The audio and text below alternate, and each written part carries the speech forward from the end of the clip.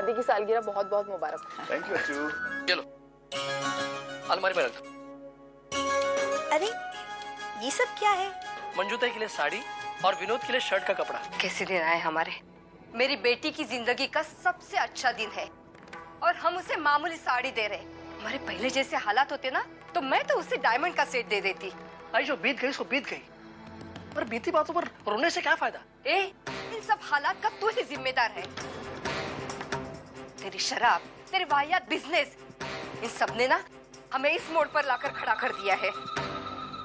यार मैं सोच रहा हूँ कहीं से पैसे उठाकर खुद का काम शुरू करूँ, एक गैरेज खोलूं। अब दूसरे के लिए मेहनत करने से अच्छा अपने लिए मेहनत करूँ। तो ठीक है ना। अरे इसमें दिक्कत क्या है? कोई भी काम शुरू करने के लिए बहुत सारे पैसे चाहिए यार। बैंक तो मुझे लोन देगा नहीं, और ना तो मैं किसी ऐसे को जानता हूँ जो मुझे ब्याज पे पैसे दे सके। मेरे पहचान का एक आदमी है, वो कम ब्याज में तुझे पैसे दे सकता है, लेकिन एक थोड़ा दिक्कत है यार। क्या? वो थोड़ा उल्टा खोपड़ी का आदमी है, थोड़ा खतरनाक है वो। उसने जो टाइम दिया यदि उस टाइम पर पैसे वापस नहीं किए ना, थोड़ा दिक्कत हो सकता है। कोई बात नहीं यार, तू बस मुझे उसका पता दे और कोई टेंशन नहीं होगी। भाई मुझे कुछ महीनों की मोहलत दे दो, मैं आपके पाई लौटा दूंगा। वो क्या है कि कंपनी से लोन सैंक्शन होने वाला था लेकिन नहीं हो पाया, इसलिए बस कुछ महीने में लोन भी सैंक्शन हो जाएगा। मुझे कुछ नहीं सुनना है, ना ही तेरे को और मोहलत देनी है। एक मोहलत दे के मैं पछता रहा हूँ। तुझे मालूम है ना मेरा उसूल, जिस दिन वादा किया उस दिन मेरे को पैसा चाहिए। लेकिन भाई तेरे पैसे लौटा दूंगा मैं। अच्छा वो सब ठीक है, तो कहाँ से लाएगा इतना सारा पैसा? कुछ दिनों में मेरी शादी होने वाली है। मेरे बहनों ही बहुत पैसे वाले लोग हैं, 4 कंपनियों के मालिक हैं। शादी के बाद फाइनेंस डिपार्टमेंट मेरे हाथ में आने वाला है, इसलिए अपना लोन सैंक्शन कराने में मुझे ज्यादा तकलीफ नहीं होगी। बस शादी हो जाए। कमीनेपन की भी कुछ हद होती है। बाहर कुछ और दिखता है, अंदर कुछ और। जाने दे, वो तेरी पर्सनल लाइफ है। अभी ये लास्ट 6 महीने का टाइम देता हूँ मैं तेरे को। 6 महीने में जो मैच में रेस में हारा है वो मांगता है। 7वें महीने नहीं तो मैं तेरी कब्र इधर खुदवा दूंगा। लौटा दूंगा पैसा।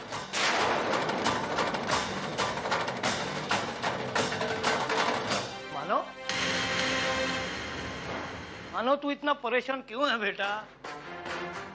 बाबा वो जयवंत। क्या हुआ जयवंत का?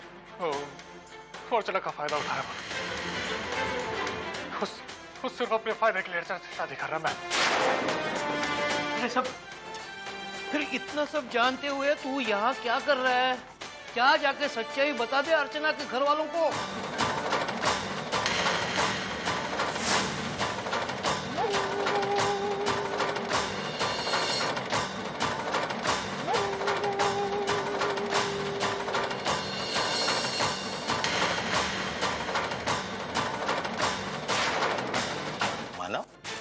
तुम यहाँ इस तरह अचानक? आना पड़ा बाबा। चाहता तो मैं भी हूँ कि इस घर में नहीं हूँ, लेकिन हालात ही कुछ ऐसे पैदा हो जाते हैं कि मुझे आना पड़ता है। मानव तुम्हें जो भी बात करनी है जल्दी से करो और चला जाओ और जल्दी यहाँ से चला जाओ, लेकिन उससे पहले इस इंसान की असलियत सबके सामने रखे जाऊंगा। ये इंसान आपको, अर्चना को, इस पूरे घर को बेवकूफ बना रहा है। ये अर्चना से इसलिए शादी नहीं कर रहा क्योंकि अच्छा इंसान है, बल्कि इसलिए शादी कर रहा है क्योंकि इसमें इसका स्वार्थ छुपा है। ये सिर्फ अमीर बनने के लिए अर्चना से शादी कर रहा है। ये अर्चना का इस्तेमाल कर रहा है और कुछ नहीं। ये इंसान। मानव ये क्या कह रहे हो तुम? जयवंत इस घर का होने वाला दामाद है, तुम उसी के खिलाफ? मैं सच कह रहा हूँ। अब मेरी बात का यकीन कीजिए। सुनो मैं तुम्हारी बात। होते कौन हो तुम? क्या लगते हो हमारे? क्यों बार बार इस घर में आते हो? जब भी इस घर में कोई खुशी का मौका होता है तुम यहाँ आते हो और सारा माहौल दुख में बदल देते हो। लेकिन इस बार मैं ऐसा नहीं होने दूंगी। नहीं सुनूंगी तुम्हारी कोई बात, न मानूंगी।